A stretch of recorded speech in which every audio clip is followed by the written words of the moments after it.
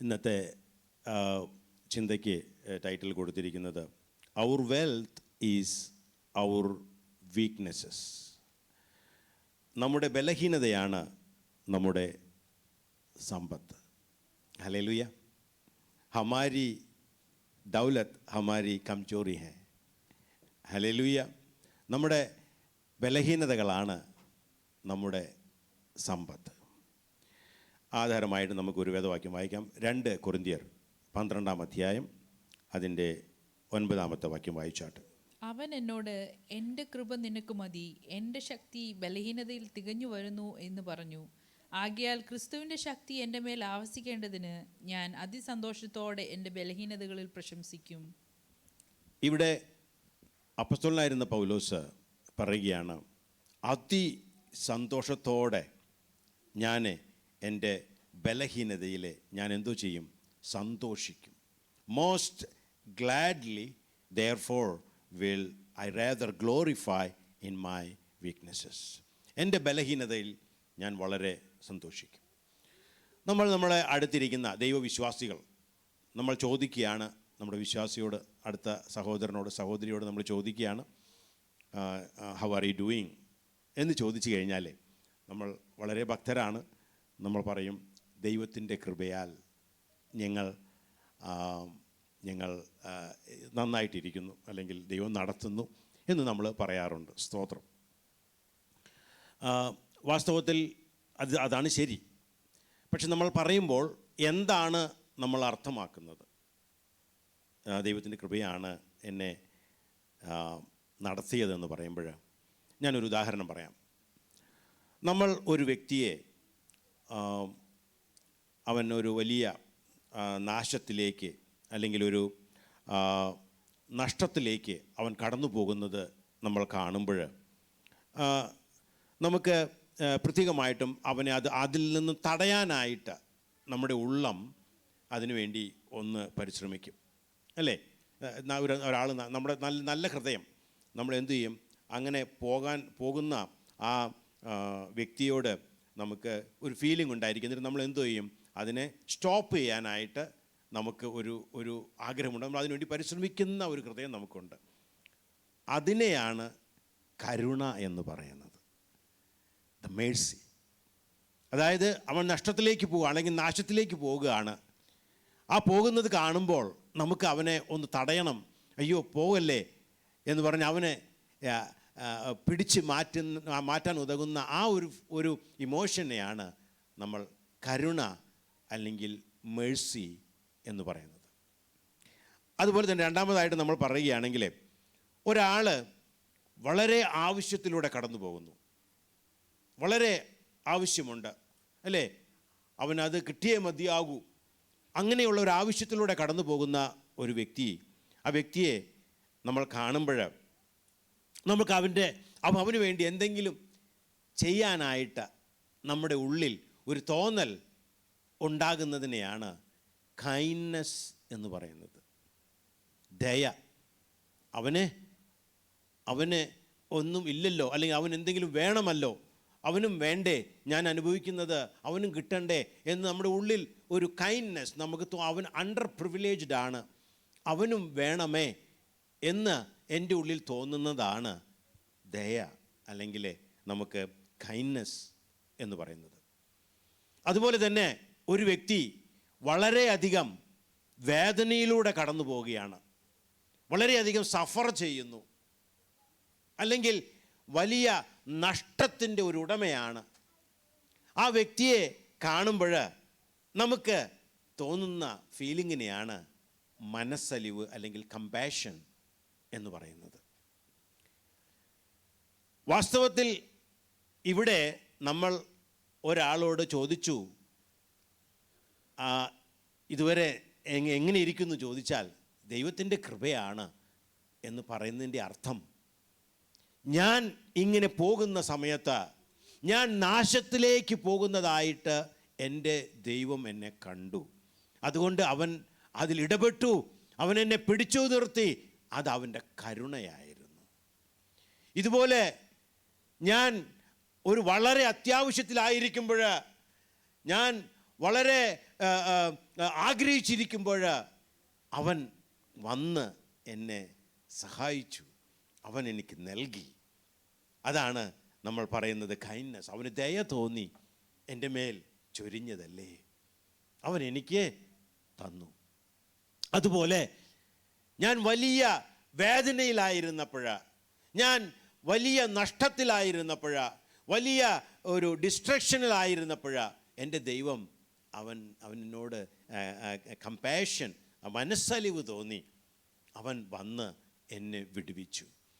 ഇങ്ങനെ ചുരുക്കം പറഞ്ഞാൽ ഈ മൂന്ന്, അവൻ്റെ കരുണ, അവൻ്റെ ദയ, അവൻ്റെ മനസ്സലിവ്, ഇത് ടൈം ടു ടൈം എൻ്റെ ജീവിതത്തിൽ അവൻ നൽകിയതുകൊണ്ട് ഞാൻ ഇന്ന് നിൽക്കുന്നു. എത്ര പേർക്ക് ആമേൻ പറയാൻ പറ്റും? ഹല്ലേലൂയ. ഞാൻ ഉത്തരം പറഞ്ഞപ്പോൾ ദൈവത്തിൻ്റെ കൃപയാണ് എന്നെ നടത്തിയത് എന്ന് ഞാൻ പറയുമ്പോൾ അതിൻ്റെ അർത്ഥം ഇത് മൂന്നുമാ. കൃപ എന്ന് പറയുമ്പോൾ നമ്മൾ പറയുന്നു, അതായത് അൺമെറിറ്റഡ് ആയിട്ടുള്ള, I didn't work for that, ഞാൻ അതിനു വേണ്ടി അധ്വാനിച്ചില്ല, എന്നാൽ എൻ്റെ ദൈവം ഞാൻ അർഹിക്കാത്ത നന്മകൾ നൽകി എന്നെ മാനിച്ചു, എന്നെ സഹായിച്ചു. അതിനെയാണ് നമ്മൾ എന്തു പറയുന്നത്? ഗ്രേസ് ഓഫ് ഗാഡ്, ദൈവത്തിൻ്റെ കൃപ എന്ന് പറയുന്നത്. ആ കൃപ വന്നത് എങ്ങനെയാണ്? ഞാൻ അർഹിക്കാത്ത സമയത്ത് എന്ന് വെച്ച് കഴിഞ്ഞാൽ ഞാൻ പാപിയായിരുന്നു, ഞാൻ ദോഷിയായിരുന്നു, ഞാൻ നാശത്തിലേക്ക് പോയിക്കൊണ്ടിരിക്കുകയായിരുന്നു. എന്നാൽ ആ സമയത്ത് എൻ്റെ ദൈവം എന്നെ പിടിച്ചു നിർത്തി, അവൻ്റെ കരുണ എൻ്റെ മേൽ കാണിച്ചു. ഇതുപോലെ ഞാൻ വലിയ കഷ്ടതയിലായിപ്പോയി, ഞാൻ വലിയ പ്രയാസത്തിലായിപ്പോയി, അല്ലെങ്കിൽ വലിയൊരു ആവശ്യത്തിലായിപ്പോയി. ആ സമയത്ത് അവൻ കരുണ കാണിച്ച്, അല്ലെങ്കിൽ അവൻ ദയ ചൊരിഞ്ഞ് എനിക്ക് വേണ്ടി സഹായം അയച്ചു തന്നു. അതുപോലെ തന്നെ ഞാൻ വേദനയിലൂടെ ആയിരുന്നപ്പോൾ, പ്രയാസത്തിലും നഷ്ടത്തിലുമായിരുന്നപ്പോൾ അവൻ മനസ്സലിഞ്ഞ് അവൻ എനിക്ക് സഹായം അയച്ചു. ഇതാണ് നമ്മെ വാസ്തവത്തിൽ നിർത്തിയത്, നമ്മെ നിലനിർത്തിയത്. സ്തോത്രം, ഹല്ലേലൂയ. അങ്ങനെയാണെങ്കിലേ അവൻ പറഞ്ഞത്, നാം പറയുന്നത് ശരിയാണ്, പക്ഷെ ഞാൻ പറയുമ്പോൾ ഉൾക്കൊണ്ടുകൊണ്ടായിരിക്കണം ഞാനും നിങ്ങളും അത് മറ്റുള്ളവരോട് പങ്കുവെക്കേണ്ടത്. കാരണം നമ്മുടെ ദൈവം അത് ചെയ്തത് വാസ്തവമാണ്. ഞാൻ അറിഞ്ഞോ അല്ലാതെയോ നമ്മുടെ ജീവിതത്തിൽ അത് സംഭവിച്ചത് അത് വളരെ വാസ്തവമാണ്. നമ്മൾ വായിച്ചാട്ടെ, എഫേസ്യർക്ക് എഴുതിയ ലേഖനം 4-ാം അധ്യായം, ഹല്ലേലൂയ, 2-ാം അധ്യായം അതിൻ്റെ 4-5 വായിക്കുമ്പോൾ കർത്താവിൻ്റെ കൃപ നമ്മുടെ മേൽ ചൊരിഞ്ഞത് നമുക്ക് കാണുവാൻ കഴിയും. കരുണാസമ്പന്നനായ ദൈവമോ നമ്മെ സ്നേഹിച്ച മഹാസ്നേഹം നിമിത്തം, അവന്റെ ആ സ്നേഹം നിമിത്തം എന്തുണ്ടായി? അതിക്രമങ്ങളാൽ മരിച്ചിരുന്ന നമ്മെ ക്രിസ്തുവിനോട് കൂടെ ജീവിപ്പിച്ചു. കൃപയാൽ അത്രേ നിങ്ങൾ രക്ഷിക്കപ്പെട്ടു. ആമേൻ. അവിടുത്തെ കൃപ എന്ന് പറയുന്നത്, ഞാൻ അതിക്രമങ്ങളാൽ മരിച്ചവനായിരുന്നു, എന്നാൽ അവൻ്റെ ആ കരുണാസമ്പന്നം, റിച്ച് ഇൻ മേഴ്സി, അവൻ എന്നെ രക്ഷിച്ചതുകൊണ്ട് ഞാൻ നശിച്ചു പോകുന്നവനായിരുന്നു, നാശത്തിലേക്ക് പോകുന്നവനായിരുന്നു. എന്നാൽ അവന് കരുണ തോന്നിയത് കൊണ്ട് അവൻ എന്നെ വീണ്ടും ജീവിപ്പിച്ചു. ആമേൻ. ക്രിസ്തുവിൽ എന്നെ ജീവിപ്പിച്ചു. ആമേൻ, ഹല്ലേലൂയ. അതുകൊണ്ട് ഞാൻ ഇന്നായിരിക്കുന്നു. അതുപോലെ തന്നെ വായിച്ചാട്ടെ, റോമർക്ക് എഴുതിയ ലേഖനം 2-ാം അധ്യായം 4-ാമത്തെ വാക്യം. അല്ല, ദൈവത്തിന്റെ ദയ നിന്നെ മാനസാന്തരത്തിലേക്ക് നടത്തുന്നു എന്ന് അറിയാതെ, സ്തോത്രം, നീ അവന്റെ ദയ, ക്ഷമ, ദീർഘകാന്തി എന്നിവയുടെ ഐശ്വര്യം നിരസിക്കുന്നു. ആമേൻ. നമ്മുടെ ജീവിതത്തിൽ ഏറ്റവും അത്യാവശ്യമായത്, നാം വിചാരിക്കും എനിക്കൊരു നല്ല വിദ്യാഭ്യാസം വേണം, അല്ലെങ്കിൽ നല്ല ജോലി വേണം, നല്ല വീട് വേണം, പിന്നെ അങ്ങനെയൊക്കെ നമ്മൾ ചിന്തിക്കുന്നത്. എന്നാൽ നമ്മുടെ ദൈവം കണ്ടു, നമുക്ക് ഏറ്റവും ആവശ്യമായിരിക്കുന്നത് എന്താണ്? രക്ഷ നമുക്ക് ആവശ്യമാണ്. നാം, ഹല്ലേലൂയ, അതിന് നമ്മുടെ കുറവെന്താണ്? പാപമാണ്. നമ്മൾ ആയിരിക്കുന്ന ഏറ്റവും വലിയ നീഡ് എന്ന് പറയുന്നത്, ഈ പാപം നമ്മിൽ നിന്ന് മാഞ്ഞു പോകേണ്ടത് ആവശ്യമാണ്, നീങ്ങിപ്പോകേണ്ടത് ആവശ്യമാണ്. അതാണ് ഏറ്റവും വലിയ ആവശ്യം. ഇത് കണ്ട ദൈവം എന്തു ചെയ്തു? ഹല്ലേലൂയ, അവൻ്റെ കൈൻഡ്നസ് എന്തുണ്ടായി? നമ്മെ മാനസാന്തരത്തിലേക്ക് നടത്തി. അല്ല, ദൈവത്തിൻ്റെ ദയ നിന്നെ മാനസാന്തരത്തിലേക്ക് നടത്തുന്നു എന്നറിയാതെ നീ അവൻ്റെ ദയ അല്ലെങ്കിൽ ക്ഷമ, ദീർഘക്ഷാന്തി എന്നിവയുടെ ഐശ്വര്യം നിരസിക്കുന്നുവോ? നമ്മൾ അതിൻ്റെ ഐശ്വര്യം ഒന്ന് മനസ്സിലാക്കണം.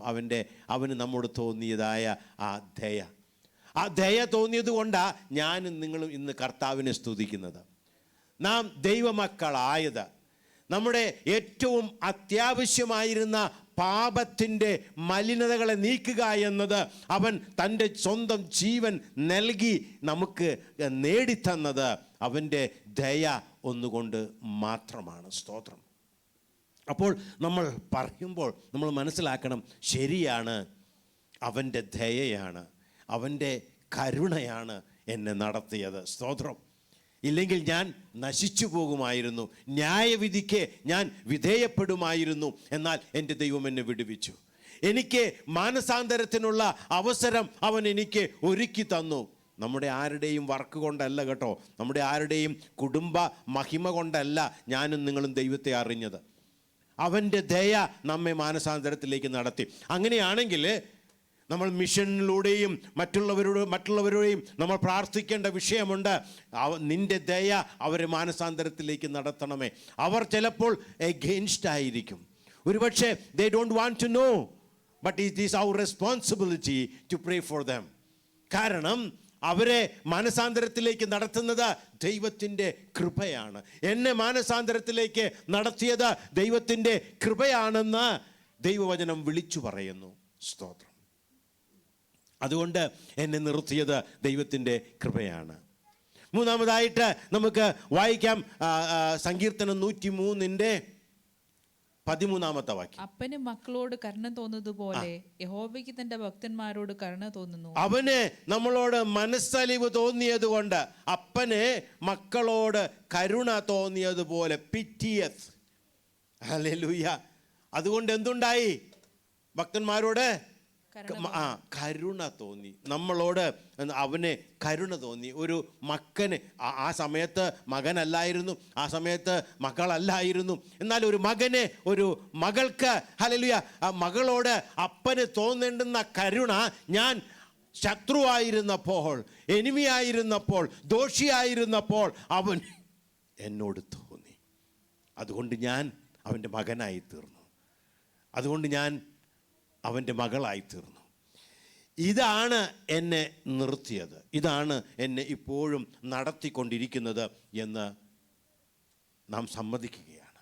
ഇതിനെയാണ് പറയുന്നത്, by God's grace I'm standing, I'm doing good, I'm doing good. അപ്പോൾ നിങ്ങളൊന്ന് ആലോചിച്ച് നോക്കിയേ, എന്നെയും നിങ്ങളെയും ഇതുവരെ നിർത്തിയത് എന്താണ്? ഹല്ലേലൂയ. നമ്മുടെ പണമാണോ? നമ്മുടെ മിടുക്കാണോ? അല്ല നമ്മുടെ സൗന്ദര്യമാണോ? അല്ല. നമ്മെ ഇതുവരെയും നിർത്തിയത് അവൻ്റെ കൃപ തന്നെയാണ്. ഞാൻ നാശത്തിലേക്ക് പോയിക്കൊണ്ടിരിക്കുമ്പോൾ അവൻ കരം പിടിച്ച് എന്നെ വിടുവിച്ചു. ഹല്ലേലൂയ. എൻ്റെ ഏറ്റവും വലിയ ആവശ്യമെന്തെന്ന് മനസ്സിലാക്കി അവൻ എന്നെ മാനസാന്തരത്തിലേക്ക് നടത്തി. ഹല്ലേലൂയ. സ്തോത്രം. ഒരു അപ്പനെ മക്കളോട് കരുണ തോന്നുന്നത് പോലെ ഞാൻ ദോഷിയായിരിക്കുന്ന സമയത്തും അവന് എന്നോട് തോന്നി. ഇതിനെയാണ് മൊത്തമായിട്ടും ഗ്രേസ് എന്ന് പറയുന്നത്. എഫെസ്യർക്കെഴുതിയ ലേഖനം 2-ാം അധ്യായം 6 മുതൽ 10 വരെയുള്ള വാക്യങ്ങൾ വായിച്ചാട്ടെ. ക്രിസ്തയേശുവിൽ നമ്മെക്കുറിച്ചുള്ള വാത്സല്യത്തിൽ തന്റെ കൃപയുടെ അത്യന്ത ധനത്തെ വരും കാലങ്ങളിൽ കാണിക്കേണ്ടത്. ഇനിയും അതിൻ്റെ അത്യന്ത ധനത്തെ ഇനി വരും കാലങ്ങളിൽ കാണിക്കേണ്ട കൃപ ഞാൻ ഇതുവരെയും ആയി. ഇനി ഇവിടെ നിന്ന് മുന്നോട്ടും അതിൻ്റെ അത്യന്ത ധനത്തെ എൻ്റെ ജീവിതത്തിൽ, എൻ്റെ സാഹചര്യങ്ങളിൽ അത് കാണിക്കേണ്ടതിനായിട്ട് ക്രിസ്തയേശുവിൽ അവനോടുകൂടെ ഉയർത്തെഴുന്നേൽപ്പിച്ച് സ്വർഗത്തിൽ ഇരുത്തുകയും ചെയ്തു. പിന്നെ കൃപയാലല്ലോ നിങ്ങൾ വിശ്വാസം മൂലം രക്ഷിക്കപ്പെട്ടിരിക്കുന്നത്. കൃപയാലല്ലോ നമ്മൾ വിശ്വാസം മൂലം രക്ഷിക്കപ്പെട്ടിരിക്കുന്നത്. അതിനും നിങ്ങൾ കാരണമല്ല. അത് നമ്മുടെ പ്രവൃത്തി കൊണ്ടോ നമ്മുടെ സ്റ്റാറ്റസ് കൊണ്ടോ നമ്മുടെ പാരമ്പര്യം കൊണ്ടോ അല്ല. ദൈവത്തിന്റെ ദാനം അത്രയാകുന്നു. അവന്റെ ദാനം, ഗിഫ്റ്റ് ഓഫ് ഗാഡ്, നമുക്ക് ഹല്ലേലൂയ അത് പ്രാപിക്കുവാനിടയായി തീർന്നു. ആരും പ്രശംസിക്കാതിരിപ്പാൻ പ്രവർത്തികളും കാരണമല്ല. നമ്മുടെ പ്രവർത്തികളല്ല. നാം അവന്റെ കൈപ്പണിയായി സൽപ്രവൃത്തിക്കായിട്ട് ക്രിസ്തയേശുവിൽ സൃഷ്ടിക്കപ്പെട്ടവരാകുന്നു. അവനിൽ നാം സൃഷ്ടിക്കപ്പെട്ട, കഴിഞ്ഞ ദിവസങ്ങൾ നമ്മൾ ചിന്തിച്ച പോലെ അവൻ്റെ ഹാൻഡ് വർക്കാണ് നമ്മൾ ഓരോരുത്തരും. എന്തിനു വേണ്ടിയാണ്? സൽപ്രവൃത്തികൾക്കായിട്ട് അവൻ അത് നാം അത് ചെയ്തു പോരേണ്ടതിന് ദൈവം അത് അവൻ മുന്നൊരുക്കിയിരിക്കുന്നു. ആമേൻ. ആ നല്ല പ്രവൃത്തികൾ. അപ്പോൾ ഇതിനു വേണ്ടി ദൈവം നമ്മെ നേരത്തെ കണ്ടതുകൊണ്ട്, അവന് മനസ്സലിവ് തോന്നിയതുകൊണ്ട്, അവന് ദയ തോന്നിയതുകൊണ്ട് ഞാനും നിങ്ങളും ഇപ്പോൾ ഇവിടെ ആയിരിക്കുന്നു. സ്തോത്രം. ഇതുപോലെയാണ് അപ്പസ്തോലനായിരുന്ന പൗലോസ് അദ്ദേഹം പറയുന്നത്. നമ്മുടെ കുറിവാക്യത്തിൽ എന്താണ് പറഞ്ഞത്? വായിച്ചാട്ടെ ഒന്നുകൂടെ. അവൻ എന്നോട് എന്റെ കൃപ നിനക്ക് മതി. അവൻ പറയുകയാണ്, നിനക്ക് വേണ്ടത് എൻ്റെ കൃപയാണ്. എന്ന് വെച്ച് കഴിഞ്ഞാൽ എന്താണ്? എൻ്റെ ദയ, എൻ്റെ കരുണ, എൻ്റെ മനസ്സലിവ്, ഇതാണ് നിനക്ക് വേണ്ടത്. What you actually need is not anything else, but what you need is mercy. You know, the kindness and compassion. ഇതാണ് എൻ്റെ ദയ, എൻ്റെ കരുണ, അല്ലെങ്കിൽ എൻ്റെ മനസ്സലിവ്. ഇതാണ് നിനക്ക് വേണ്ടി. That is enough for you. ആമേൻ. ഇവിടെ ആരെങ്കിലും ബലഹീനരായിട്ടുണ്ടോ? ഇവിടെ ആരെങ്കിലും കുറവുള്ളവനായിട്ട്, ആവശ്യമുള്ളവനായിട്ടുണ്ടോ? ദൈവത്തിന് എന്നോടും നിങ്ങളോടും ഒന്ന് തന്നെയാണ് പറയാനുള്ളത്. അപ്പസ്തോലനായിരുന്ന പൗലോസിനോട് സംസാരിച്ചതുപോലെ പറയാനുണ്ട്. നിങ്ങളുടെ കുറവുകളാണ് നിങ്ങളുടെ വാസ്തവത്തിൽ സമ്പത്തെന്ന് പറയുന്നത്.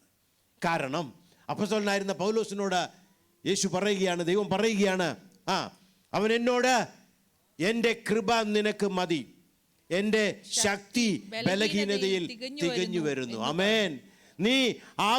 നീ നാശത്തിലേക്ക് പോയിക്കൊണ്ടിരിക്കുമ്പോൾ, ഹല്ലേലൂയ, എൻ്റെ ശക്തി അവിടെ ഇറങ്ങി വന്നു. കൃപ. ഹല്ലേലൂയ. നിന്റെ ബലഹീനതയിൽ എൻ്റെ ശക്തി വെളിപ്പെട്ടത് കൊണ്ട് നീ നിത്യനാശത്തിലേക്ക് പോകാതെ നീ രക്ഷ പ്രാപിച്ചു. നീ വലിയ ആവശ്യത്തിലായിരുന്നപ്പോൾ എനിക്ക് ദയ തോന്നിയത് കൊണ്ട്, എൻ്റെ ശക്തി അവിടെ ഇറങ്ങിയത് കൊണ്ട്, ഹല്ലേലൂയ, നീ വിടുവിക്കപ്പെട്ടു. നിന്റെ ആവശ്യങ്ങൾക്കൊത്തവണ്ണം നിനക്ക് ലഭിക്കുവാനിടയായി തീർന്നു. അതുപോലെ നീ വലിയ വേദനയിലും വലിയ നഷ്ടത്തിലുമായിരുന്നപ്പോൾ ഞാൻ എൻ്റെ ശക്തി അവിടെ വ്യാപരിച്ചു.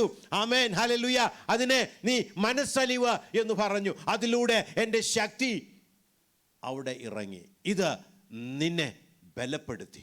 ഇത് നിന്നെ, ഹല്ലേലൂയ, നഷ്ടത്തിൽ നിന്നും വിടുവിച്ചു. ഇത് നിന്നെ സൗഖ്യമാക്കി. അതുകൊണ്ട് ഇവിടെ പറയുകയാണ്, അപ്പോസ്തലൻ പൗലോസ് പറയുകയാണ്, എന്ത്? ബലഹീനത, എൻ്റെ ശക്തി ബലഹീനതയിൽ തികഞ്ഞു വരുന്നു. ആകയാൽ ക്രിസ്തുവിന്റെ ശക്തി എൻ്റെ മേൽ ആവസിക്കേണ്ടതിന് ഞാൻ അതിശക്തി സന്തോഷത്തോടെ എൻ്റെ ബലഹീനതകൾ പ്രശംസിക്കും. സ്തോത്രം. അതുകൊണ്ട് ക്രിസ്തുവിന്റെ ശക്തി എൻ്റെ ജീവിതങ്ങളിലെ, എൻ്റെ ജീവിതത്തിൻ്റെ ഓരോ സാഹചര്യങ്ങളിലും വെളിപ്പെടുന്നത് എൻ്റെ ബലഹീനതയിലാണ്. ആമേൻ. എനിക്ക് എല്ലാം ഉണ്ട് എന്ന് പറയുന്നിടത്ത് അവൻ്റെ ശക്തിയുടെ ആവശ്യം വെളിപ്പെടുന്നില്ല. എന്നാൽ എനിക്ക് കുറവുണ്ട്, എനിക്ക് വേദനയുണ്ട്, എവിടെ, ഹല്ലേലൂയ, എനിക്ക് ആവശ്യമുണ്ട് എന്ന് ഞാനും നിങ്ങളും പറയുന്നു. അവിടെയാണ്, ഹല്ലേലൂയ, എന്ത്? ദൈവത്തിൻ്റെ ശക്തി വെളിപ്പെടുന്നത് എന്നതുകൊണ്ട് അപ്പസ്തോലനായിരുന്ന പൗലോസ് പറയുകയാണ്, അതുകൊണ്ട് ഞാൻ, ഹല്ലേലൂയ, ബോസ്റ്റ് ചെയ്യുന്നത്, ഞാൻ അഭിമാനം കൊള്ളുന്നത് എനിക്കുള്ള എൻ്റെ, ഹല്ലേലൂയ, വിദ്യാഭ്യാസത്തിലല്ല, എൻ്റെ സ്തോത്രം ബാങ്ക് ബാലൻസിലല്ല, എൻ്റെ സ്റ്റാറ്റസിലല്ല, മറിച്ച് ഞാൻ അഭിമാനം കൊള്ളുന്നത് എൻ്റെ കുറവിലാണ്, എൻ്റെ വേദനയിലാണ്, എൻ്റെ നഷ്ടത്തിലാണ്, ഹല്ലേലൂയ, എൻ്റെ വേദനയിലാണ്, എൻ്റെ ആവശ്യത്തിലാണ് അവൻ്റെ ശക്തി വെളിപ്പെടുന്നത്. അതുകൊണ്ട് ദൈവമക്കളെ, ഇവിടെ ആയിരിക്കുന്ന, ഹല്ലേലൂയ, ഞാനും നിങ്ങളും, ഹല്ലേലൂയ, സ്തോത്രം, ദൈവമക്കൾക്ക് ഏവർക്കും പറയാനുള്ളത്, എൻ്റെ, ഹല്ലേലൂയ, ഇപ്പോഴുള്ള സുഖ സൗകര്യങ്ങളിലല്ല, അല്ലെങ്കിൽ നന്മയിലല്ല ഞാൻ ബോസ്റ്റ് ചെയ്യുന്നത്, മറിച്ചോ എൻ്റെ വീക്ക്നെസ്സസിലാണ്.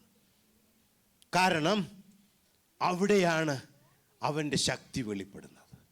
Hallelujah. That is where his power been revealed. നമ്മുടെ ജീവിതത്തിലെ വാസ്തവത്തിൽ ദൈവത്തിൻ്റെ ശക്തി വെളിപ്പെടുന്നത് അവിടെയാണ്. സ്തോത്രം. Hallelujah.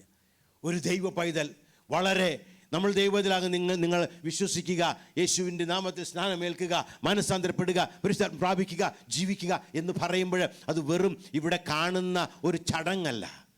U and me are different. ഹല്ലേലൂയ. സ്തോത്രം. ഹല്ലേലൂയ. നമ്മോട് കൂടെ നടക്കുന്ന ഒരു ദൈവത്തെ, നമ്മളെ താങ്ങുന്ന ഒരു ദൈവത്തെ, ഹല്ലേലൂയ, നമ്മുടെ ആവശ്യങ്ങൾ നല്ലതുപോലെ അറിയുന്ന ഒരു ദൈവത്തെ, ഹല്ലേലൂയ, നിങ്ങളും നമ്മുടെ ജീവിതങ്ങളിൽ രുചിച്ചറിയും. അതാണ് ഒരു ദൈവ പൈതലിൻ്റെ വ്യത്യാസം. ചുമ്മാ വെള്ളയും ഇട്ട് നടക്കുന്നതല്ല. ഹല്ലേലൂയ. ദൈവ പൈതലിൻ്റെ വ്യത്യാസമെന്ന് പറയുന്നത് ദൈവത്തിൻ്റെ ശക്തി അത് നമ്മുടെ നല്ല സ്റ്റാറ്റസിലല്ല, മറിച്ച് നമ്മുടെ ബലഹീനതകളിൽ അവൻ്റെ ശക്തി അത് അനുഭവിച്ചുകൊണ്ട് അപ്പോസ്തലനായിരുന്ന പൗലോസാ പറയുന്നത്, സ്തോത്രം, അത് ഞാൻ അനുഭവിക്കുന്നു എന്ന്. സ്തോത്രം, ഹല്ലേലൂയ. അവൻ്റെ ശക്തി എൻ്റെ ബലഹീനതയിൽ അത് വെളിപ്പെടുന്നു.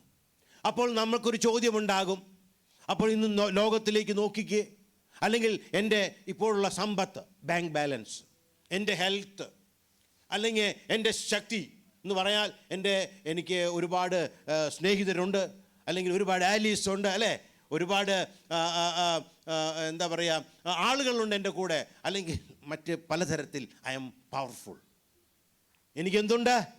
വെൽത്ത് ഉണ്ട്, ഹെൽത്ത് ഉണ്ട്, സ്ട്രെങ്ത് ഉണ്ട് എന്ന് നമ്മൾ പറയുകയാണെങ്കിൽ ദൈവത്തിന് പറയാനുണ്ട്, hallelujah, whatever you say you have is actually temporary. Hallelujah. എന്താ പറയുക, അത് ടെമ്പററി ആണ്. മാത്രമല്ല അത് അൺറിലയബിൾ ആണ്. ഒരു ചെറിയ വിഷു മതി. ഞാൻ ചിന്തിക്കാറുണ്ട്, ദൈവത്തിൻ്റെ സംരക്ഷണം, അല്ലേ, ഇങ്ങനെ എന്നും ഡ്രൈവ് ചെയ്യാറുണ്ട്. ഒരു ചെറിയൊരു നിമിഷം, ഒരു പാകപ്പിഴ മതി നമ്മുടെ അവസ്ഥകൾ മുഴുവനും മാറുവാനായിട്ട്. ഹല്ലേലൂയ. Very very unreliable, very very fragile. എനിക്കും നിങ്ങൾക്കും ഉണ്ട് എന്ന് തോന്നുന്ന എന്തെങ്കിലും, ഞാൻ പറയട്ടെ, it is unreliable, it is temporary and it is shakeable. ഹല്ലേലൂയ. അതുകൊണ്ട് ആരും തങ്ങളുടെ ധനത്തിലോ അല്ലെങ്കിൽ നമ്മുടെ സമ്പത്തിലോ അല്ലെങ്കിൽ സൗന്ദര്യത്തിലോ അല്ലെങ്കിൽ ഒന്നും, സ്തോത്രം, എന്നെ വളരെ വേദനിപ്പിച്ചു. കഴിഞ്ഞ ദിവസം, അല്ലേ, നമ്മൾ കേട്ട് കാണും ന്യൂസ്. ഒരു സ്ത്രീ, അവരുടെ ഹസ്ബൻഡ് അവരെ തോട്ടത്തിൽ വേലയ്ക്ക് വേണ്ടി വിട്ടുപോയതാ. എന്നാൽ കുറച്ച് കഴിഞ്ഞ് കുറേ പോയപ്പോൾ അദ്ദേഹത്തോട് പറഞ്ഞു, ഇതാ ഇവിടെ ഒരു ബോഡി കിടക്കുന്നു എന്ന് വെച്ച് തിരിച്ചു വന്ന് നോക്കിയപ്പോൾ തൻ്റെ സ്വന്തം ഭാര്യയെന്ന് പോലും തിരിച്ചറിയാൻ പറ്റത്തില്ല, തല ഒരു ഭാഗത്തൊക്കെ കടുവ കടിച്ച് കീറി അവിടെ കിടക്കുന്നു. അവിടെ ജോലിക്ക് വേണ്ടി ഇറക്കി വിട്ട് ഇദ്ദേഹം പോയതാ. ഇദ്ദേഹം അതിൻ്റെ നടത്തിപ്പുകാരനോ നോട്ടക്കാരനോ വാച്ചറാണ്. ഞാൻ പറയുന്നത്, ഒരു നിമിഷം മതി ദൈവമക്കളെ, നമുക്കുണ്ട് എന്ന് തോന്നുന്നത്, സ്തോത്രം, ഒന്നും ഇല്ല, അതൊന്നും സമ്പത്തല്ലെന്നേ. Let us not boast about it. എന്നാൽ നമ്മൾ ബോസ്റ്റ് ചെയ്യേണ്ടത് എന്താണ്? അവൻ്റെ കരുണ, അവൻ്റെ ദയ, അവൻ്റെ മനസ്സലിവ്. Because they are eternal. ഹല്ലേലൂയ. They are eternal. സ്തോത്രം. They are reliable, they are unshakeable. ദൈവത്തിൻ്റെ ദയ എന്ന് പറയുന്നത് മാറാത്തതാണ്. ആമേൻ. ഹല്ലേലൂയ. ആ ദയ എന്ന് പറയുമ്പോൾ നമുക്കറിയാം, അവിടെ ശക്തിയായിട്ട് അത് വെളിപ്പെടും. ആമേൻ. അവൻ്റെ കരുണ എന്ന് പറയുമ്പോൾ അത് ശക്തിയായിട്ട് വെളിപ്പെടും.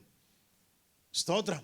അതുകൊണ്ട് നമ്മുടെ ജീവിതത്തിൽ നമ്മൾ അഭിമാനിക്കേണ്ടത്, നമ്മൾ പുകഴേണ്ടത് നമ്മുടെ സമ്പത്തിലോ സൗന്ദര്യത്തിലോ ബാങ്ക് ബാലൻസിലോ അല്ല, മറിച്ച് നമ്മുടെ ബലഹീനതയിൽ. ആമേൻ. ഇന്ന് നമ്മൾ അടുത്തിരിക്കുന്നവർക്ക് വേണ്ടി പ്രാർത്ഥിച്ചാട്ടെ. ഹല്ലേലൂയ. അവരുടെ ബലഹീനതയിൽ ദൈവത്തിൻ്റെ ശക്തി വെളിപ്പെട്ടു വരട്ടെ. ആമേൻ. നിങ്ങളുടെ ബലഹീനതകൾ അത് വെറുതെ, ദൈവമക്കളുടെ ബലഹീനതകൾ ചുമ്മാ എന്നും ബലഹീനതയായിട്ട് നിൽക്കാനുള്ളതല്ല, മറിച്ച് ദൈവം പറയുന്നു, ഹല്ലേലൂയ, ദൈവത്തിൻ്റെ ശക്തി വെളിപ്പെടുവാനുള്ള പ്ലാറ്റ്ഫോമാണ് നിങ്ങളുടെ വേദന, നിങ്ങളുടെ കുറവ്, നിങ്ങളുടെ നഷ്ടം, ഹല്ലേലൂയ, നിങ്ങളുടെ വിചാരങ്ങൾ എന്ന് പറയുന്നു. അപ്പോസ്തലനായിരുന്ന പൗലോസിനോട് പറയുകയാണ്, he took it and he say boldly. അതുകൊണ്ട് ഞാൻ എൻ്റെ ബലഹീനതയിൽ ഞാൻ പ്രശംസിക്കുന്നു. ഞാനും നിങ്ങളും അങ്ങനെയാകട്ടെ. ഹല്ലേലൂയ. സ്തോത്രം. ഇനി ഒരു കാര്യം കൂടെ പറഞ്ഞ് ഇരിക്കുവാൻ താല്പര്യപ്പെടുകയാണ്. അപ്പോസ്തലനായിരുന്ന Paulos, what about our spiritual excellencies? നമ്മൾ ഒരുപാട് കാര്യങ്ങൾ ദൈവത്തിന് വേണ്ടി നന്നായി ചെയ്യുന്ന, അതിലങ്ങ് അഭിമാനം കൊള്ളാമോ? സ്തോത്രം. അതേക്കുറിച്ച് അപ്പോസ്തലനായിരുന്ന പൗലോസ് ഈ വാക്യം പറയുന്നതിന് മുന്നമേ പറയുന്നുണ്ട്. വാസ്തവത്തിൽ നമ്മുടെ കീ വാക്ക് വരുന്നത് അവിടേക്കാണ്. എന്താണ്? 1 മുതൽ 7 വരെയുള്ള വാക്യങ്ങൾ വായിച്ചാട്ടെ. പ്രശംസിക്കുന്നതിനാൽ പ്രയോജനമില്ല, പ്രശംസിക്കുന്നതിനാൽ പ്രയോജനമില്ല, എങ്കിലും അത് ആവശ്യമായിരിക്കുന്നു. ഞാൻ കർത്താവിന്റെ ദർശനങ്ങളെയും വെളിപ്പാടുകളെയും കുറിച്ച് പറവാൻ പോകുന്നു. അപ്പോസ്തലനായിരുന്ന പൗലോസ് തനിക്കുണ്ടായ വെളിപ്പാട് പറയാൻ പേടിയുണ്ട്, പറയാൻ ഭയമുണ്ട്, എങ്കിലും അത് പറയേണ്ടത് ആവശ്യമായിരിക്കുന്നു എന്നതുകൊണ്ട് മാത്രം അദ്ദേഹം വെളിപ്പെടുത്തുകയാണ്.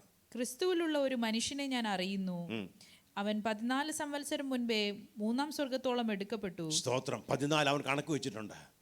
14 സംവത്സരം മുൻപേ 3-ാം സ്വർഗത്തോളം എടുക്കപ്പെട്ടു. ശരീരത്തോടെയോ എന്ന് ഞാൻ അറിയുന്നില്ല, ശരീരം കൂടാതെയോ എന്നറിയുന്നില്ല, ദൈവം അറിയുന്നു. സ്തോത്രം. ആ മനുഷ്യൻ പരദീസയോളം എടുക്കപ്പെട്ടു, അവിടം വരെ എടുക്കപ്പെട്ടു. ആമേൻ.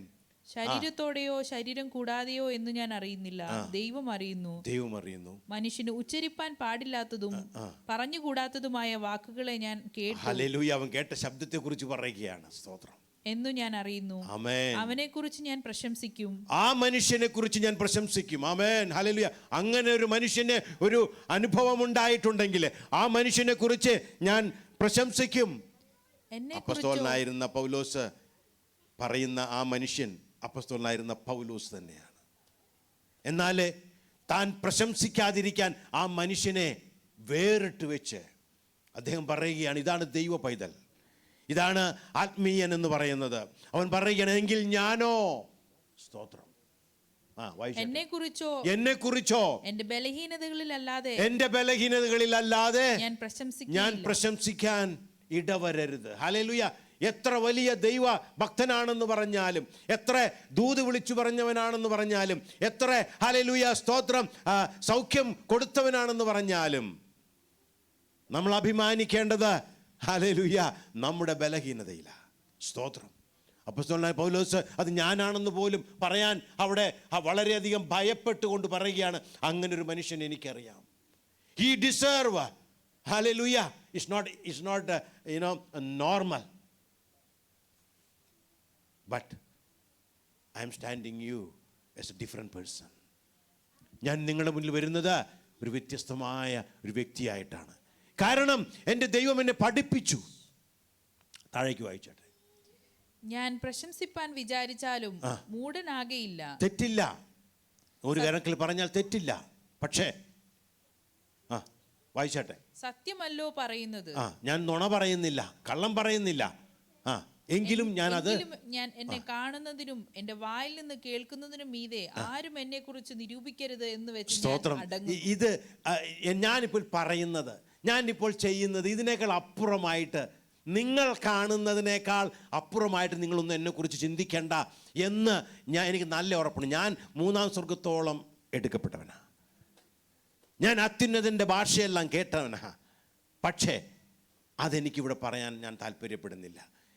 നിങ്ങൾ എന്നിൽ നിന്ന് കേട്ടോ, നിങ്ങൾ എന്നിൽ നിന്ന് പഠിച്ചോ, ഞാൻ ആരായിരിക്കുന്നോ, ഇത് മാത്രമേ നിങ്ങൾ അറിയേണ്ടതുള്ളൂ. കാരണം ദൈവം എന്നെ പഠിപ്പിച്ചു. പറഞ്ഞു വായിച്ചോട്ടെ. വെളിപ്പാടുകളുടെ ആധിക്യത്താൽ ഞാൻ അതിയായി നിഗളിച്ചു പോകാതിരിപ്പാൻ എന്റെ ജഡത്തിന് ഒരു ശൂലം തന്നിരിക്കുന്നു. ആമേൻ. ഹല്ലേലൂയ. അവൻ ആദ്യം വിചാരിച്ചു, ഇത് മാറണമല്ലോ. 3 പ്രാവശ്യം അപേക്ഷിച്ചു. അവിടെയാണ് ദൈവം പറഞ്ഞത്, ഇല്ല, നിനക്ക് എൻ്റെ കൃപ മതി. അപ്പോൾ അവന് മനസ്സിലായി, ഞാൻ പ്രശംസിക്കേണ്ടത് എൻ്റെ സ്പിരിച്വൽ എക്സലൻസീസ് അല്ല, മറിച്ച് ഞാൻ പ്രശംസിക്കേണ്ടത് എൻ്റെ ആ thorn in the flesh. ആമേൻ. കാരണം അതാണ് എന്നെ പിടിച്ചു നിർത്തുന്നത്. ഈ thorn in the flesh ആണ് ഞാൻ നിഗളിച്ചു പോകാതെ, ഞാൻ നഷ്ടപ്പെട്ടു പോകാതെ, നാശത്തിലേക്ക് പോകാതെ എന്നെ പിടിച്ചു നിർത്തിയിരിക്കുന്നത്. എൻ്റെ സ്പിരിച്വൽ എക്സലൻസീസ് അല്ല, മറിച്ച് the thorn in the flesh. ആമേൻ. ഹല്ലേലൂയ. പാട്ടുകാരെ ക്ഷണിക്കുന്നുണ്ട്. ഹല്ലേലൂയ. സ്തോത്രം. ആമേൻ. എൻ്റെയും നിങ്ങളുടെയും ജീവിതത്തിലെ ആരെങ്കിലും ഭാരത്തോടെ പോകുന്നവരാണോ? ആരെങ്കിലും അത് ഹല്ലേലൂയ ദൈവമക്കളായിട്ടും എനിക്ക് എന്തേ ഇങ്ങനെ എന്ന് ആരെങ്കിലും ചോദിക്കുന്നുണ്ടെങ്കിൽ ദൈവത്തിന് പറയാനുണ്ട്, ദൈവത്തിൻ്റെ ശക്തി വെളിപ്പെടാനുള്ള അവസരങ്ങളാണ് നിങ്ങളുടെ ജീവിതങ്ങൾ. ഹല്ലേലൂയ. സ്തോത്രം. ദൈവത്തോട് നന്ദി പറഞ്ഞാട്ടെ. ഹല്ലേലൂയ. ഈ ദൈവത്തെ അറിയുവാനായിട്ട് എനിക്കും നിങ്ങൾക്കും ഭാഗ്യം തന്നതിന് ദൈവത്തോട് നന്ദി പറഞ്ഞാട്ടെ. ഹല്ലേലൂയ. സ്തോത്രം. ഹല്ലേലൂയ. സ്തോത്രം. അതുകൊണ്ട് അപ്പോസ്തലനായിരുന്ന പൗലോസ് പറഞ്ഞത്, ഹല്ലേലൂയ, ഞാൻ അവൻ്റെ ഹല്ലേലൂയ സ്തോത്രം കൃപ ദൈവം പറഞ്ഞു, എൻ്റെ കൃപ മതിയടാ നിനക്ക്. ഹല്ലേലൂയ, സ്തോത്രം. കാരണം അതിൽ, ആ കൃപയിൽ ദയയുണ്ട്, കനിവുണ്ട്, കരുണയുണ്ട്, മനസ്സലിവുണ്ട്. അവിടെ എൻ്റെ ശക്തി നിനക്ക് വേണ്ടി ഇറങ്ങുന്നതാണ്. ആമേൻ. ഈ ദിവസങ്ങളിൽ അത് നമ്മുടെ ജീവിതങ്ങളിൽ യാഥാർത്ഥ്യമാകട്ടെ. ഓരോ ദൈവ പൈതലിൻ്റെയും ജീവിതത്തിൽ പ്രശംസിക്കുക, എൻ്റെ നഷ്ടങ്ങൾ, എൻ്റെ കഷ്ടങ്ങൾ, എൻ്റെ വേദനകൾ ദൈവത്തിന് പ്രവർത്തിക്കാനുള്ള അവസരങ്ങളാണെന്ന് മനസ്സിലാക്കിയിട്ട് നമുക്ക് ആ ദൈവത്തെ ഹല്ലേലൂയ മുറുകെ പിടിക്കാം.